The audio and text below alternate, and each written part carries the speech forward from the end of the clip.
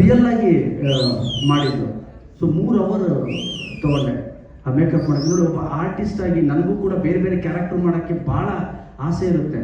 ಅದಕ್ಕೆ ಡೈರೆಕ್ಟ್ ಯೋಚನೆನೂ ಇರಬೇಕು. ಓಕೆ, ಇವ್ರನ್ನ ಬೇರೆ ಥರ ತೋರಿಸ್ಬೇಕು ಅಂತ. ಈಗ ನೀವು ಹೇಳಿದ್ರಿ ಫಸ್ಟ್ ಸಿನಿಮಾ ನೀವು ವಿಲನ್ ಆಗಿ ಬಂದರೆ ಈಗ ಈ ಥರ, ಅದಕ್ಕಿಂತ ಹೆಚ್ಚಿರುತ್ತೆ ಸರ್ ಸಿನಿಮಾ. ಸರ್ ಅದೇ ನೀವು ಕೂಡ ಬೇರೆ ಬೇರೆ ಪಾತ್ರಗಳನ್ನು ಮಾಡೋ ಆಲೋಚನೆಗಳ ಬಗ್ಗೆ ಹೇಳ್ತಾ ಇದ್ರಿ. ಜೊತೆಗೆ 18 ವರ್ಷ ಮುಂಗಾರು ಮಳೆ ಜರ್ನಿನೂ ಕೂಡ ಮಾತಾಡಿದ್ವಿ. ಸೊ ಡಿಸೆಂಬರ್ 29ಕ್ಕೆ ಮುಂಗಾರು ಮಳೆ ಒಂದು 18 ವರ್ಷ ಆಯಿತು. ಸೊ ಈ ಸಂದರ್ಭಕ್ಕೂ ಕೂಡ ಗಣೇಶ್ ಅವ್ರನ್ನ ಅಂದರೆ ಒಂದಿಷ್ಟು ಬೇರೆ ಬೇರೆ ಶೇಡಲ್ಲಿ ತೋರಿಸುವಂಥ ಪ್ರಯತ್ನಗಳಿಗೆ ಕಥೆಗಳನ್ನು ರೆಡಿ ಮಾಡುವಂತಹ ನಿರ್ದೇಶಕರ ಕೊರತೆ ನಮ್ಮಲ್ಲಿತ್ತ, ಅಥವಾ ನೀವು ಪಾತ್ರಗಳಿಗೆ ಒಗ್ಗಿಕೊಳ್ಳುವಂತಹ ಸಂದರ್ಭ ಲೇಟ್ ಆಯ್ತಾ ಅನ್ನುವಂಥದ್ದು ಸರ್? ಇಲ್ಲ, ನನಗೆ ಬೇರೆ ಥರದ ಸ್ಕ್ರಿಪ್ಟೇ ಬರಲಿಲ್ಲ ಜಗನ್ನವ್ರ. ಏನೋ ಒಂದು ಆರ್ಟಿಸ್ಟ್ ಚೇಂಜ್ ಮಾಡಬೇಕು ಅಂತ ಇರುತ್ತೆ. ಈಗ ನೋಡಿ, ಈಗ ಬಿಡಿ, ಈಗ ಒಂದು 3-4 ವರ್ಷದಿಂದ ವರ್ಷಕ್ಕೆ 1 ಸಿನಿಮಾ 2 ಸಿನಿಮಾ ಹಂಗೆ ಆಗ್ತಾ ಇದೆ. ಬಿಫೋರ್ ನಾನು ವರ್ಷಕ್ಕೆ 3 ಸಿನಿಮಾ ಮಾಡ್ತಿದ್ದೆ. 3 ಸಿನಿಮಾ ಮಾಡಿದಾಗ ಒಂದು ಎಕ್ಸ್ಪರಿಮೆಂಟ್ ಮಾಡ್ಬೋದು. 3 ಸಿನಿಮಾ ಅಂತ ಬಂದಾಗ ಒಬ್ಬ ಆರ್ಟಿಸ್ಟ್ ಆಗಿ ಒಂದು ಎಕ್ಸ್ಪರಿಮೆಂಟ್ ಅಂತ ಮಾಡ್ಬೋದು. ಕಥೆ ಬರಬೇಕು.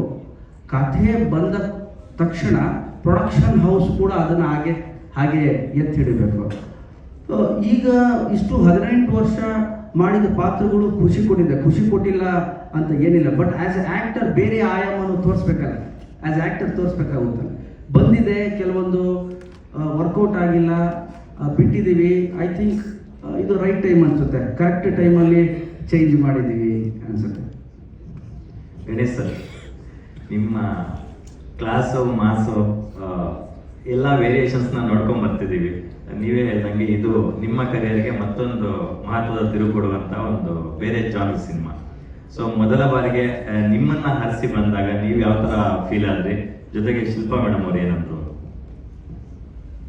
ಬೆಳಿಗ್ಗೆ ಟೀಸರ್ ತೋರಿಸ್ದೆ ಶಿಲ್ಪನ್ಗೂ ಮಕ್ಳಿಗೂ ಹ್ಯಾಪಿ ನ್ಯೂ ಇಯರ್ ನೋಡಿ ಅಂತ. ಸೊ ಮೂವರು ನೋಡಿ ಸಕಾಲ ಮಾಡಿದಿರಿ, ಸಕಾಲ ಕಾಣಿಸ್ತಾ ಇದ್ದೀರಾ ಅಂದರು. ಹೌದು, ಸಕಾಲಾಗಿ ಕಾಣಿಸ್ತಾ ಇದ್ದೀವಿ.